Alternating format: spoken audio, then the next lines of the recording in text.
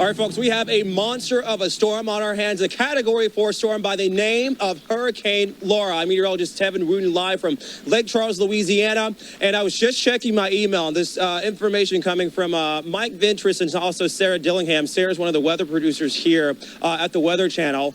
Laura nearly doubling the rapid intensification threshold, growing by 65 miles per hour. 2 p.m. yesterday, we had winds at 75 miles an hour. Today, 140 mile per hour winds, nearly doubling that, and also pressure dropping about 38 millibars in close to 21 hours. So if that is not rapid intensification, folks, I don't know what is. And rapidly intensifying, so is this storm. So right now, 140 mile per hour storm, folks. We have never seen a Category 4 make landfall in southwest Louisiana. So this is history before your very eyes right now. Well, there you heard it, folks. What do you know, right? Rapidly intensifying, doubling in size over the night.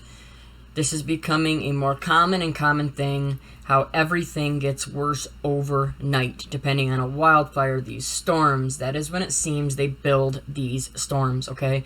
Now check out some of this forecast here. I have a couple things I want to point out really quick and get this uploaded to you. Okay, now we know it's going to come in as at least a very strong Cat 4. I don't think it'll make Cat 5, but that has nothing to do. It doesn't matter. None of that matters anymore. It's very dangerous. This is going to wipe out areas that are directly in the path, okay? They are talking storm surge upwards of 20 feet in some areas, and even is spread out as far as, all the way into the center of Louisiana and all the way to the left into Texas. They're talking about 2 to 4 feet, 5 to 6 feet, etc. More and more and more, okay? The storm surge is going to be horrible, okay? They're talking 40 miles inland are going to still be getting 2 to 4 to 5 feet flooded. I mean, this is crazy. There is a report that Calcasieu Parish, which is the parish or county just adjacent to the Gulf, will be part of the Gulf of Mexico for the next 2 days. Think about that. An entire landmass will be indistinguishable from the Gulf of Mexico. So if you're in if you're in Cameron Parish, you need to evacuate. They say that the I-10 will be covered with water. That's pretty far up in the next parish, which is Calcasieu Parish. That will be covered with water. Evacuate if you're told to evacuate. That's my message, Julie. All right. So please, if you know anybody in this area or you are in this area, please get out now. We need everybody to be gone. This is going to look like what Michael did when it went through, I believe. That's what I think this is going to look like. And this is going to have such a worse storm surge that it's really, really not good. All right. I want you to see these wind. Okay, the wind that is going to come in here. All right, this wind. Watch this, okay? The wind, as it starts moving in, watch how strong this is going to get. 100 miles per hour already in Lake Charles. 125 plus. You're talking, this is going to devastate. On top of massive storm surge, okay? This is not going to be good, all right? Please, look at this. As far in DeRidder, I mean, you're starting to move all the way in north of Louisiana and northern Texas, and you're still 100 plus mile per hour winds, all right? Now, these are wind gusts, but it doesn't matter. Trust me.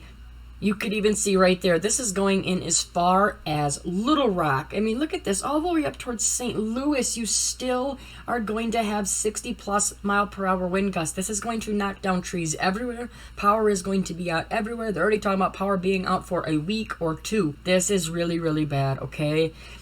And I'm not one to sit here and preach fear, but this, you got to get out. You got to get out of these areas. I don't care. Leave it as far as there. Look, it's still 90 plus mile per hour wind on top of storm surge. Okay? So please, if you can get out now. And I want to touch in one more time on their evacuations and how they're making people evacuate, right? Listen to this. Listen to this report right here talking about CV and how they are evacuating people, so on and so forth. Now the people there are under a mandatory evacuation order. Where can they go? Are there emergency shelters set up? No, we have this COVID situation now that we are trying to avoid shelters because you can't cohabitate people that may have COVID and then spread the disease. So what the state has tried to do is get some emergency hotel rooms that are just for tonight and tomorrow night, around the state and the people who can travel there. How big of a challenge then in terms of, I mean, you can't plan for something of this nature, but given the pandemic, but I mean, just talk about the differences during this time. Oh, it's very hard because honestly, you don't know. Some people can be asymptomatic. They have no symptoms whatsoever, but they have COVID and they can pass it. So, Right. you know, you've got to kind of watch that. You've almost got to treat everybody as COVID positive. You've got to kind of watch that. You've almost got to treat everybody as COVID positive. Last year you had it with another tropical system. Have you had to change the way you handle that, especially now during COVID? Oh, absolutely. It's a double-edged sword. So, for instance, our evacuations on buses, we typically would get 40 to 42 people in a bus. We do 20. They're taking their temperature before they get on the bus. They're wearing masks on the bus. The same thing they are having the same issues where these buses are going for the shelters because you have to shelter people, further apart. So, but we have been planning, obviously, hurricane season started June 1st, and we've been through our share of hurricanes and tropical storms. And even since I've been mayor, we've had the same team in place since Ike. And that was in 2008. So, we've been planning knowing that we would have to deal with COVID at the same time. See, did you like that? Did you like to hear that we're going to treat everyone as CV positive? Not only that, they're putting bracelets and putting everybody into the system.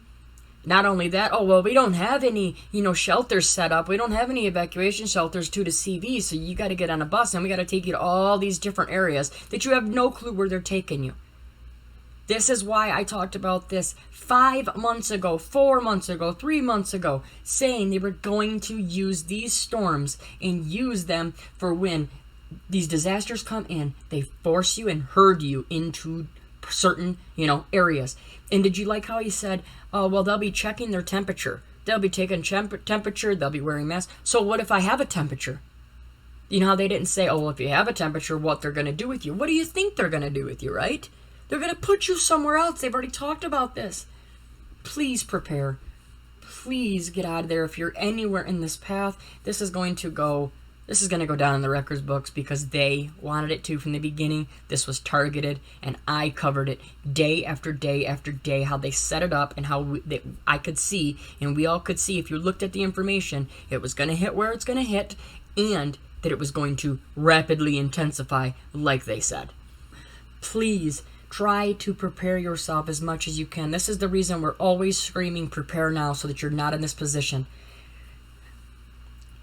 I hope everybody gets this information as soon as possible. I'm going to try to keep uploading and try to get this information to you as fast as possible.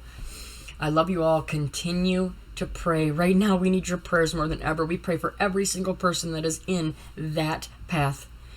We'll talk to you real soon. God bless.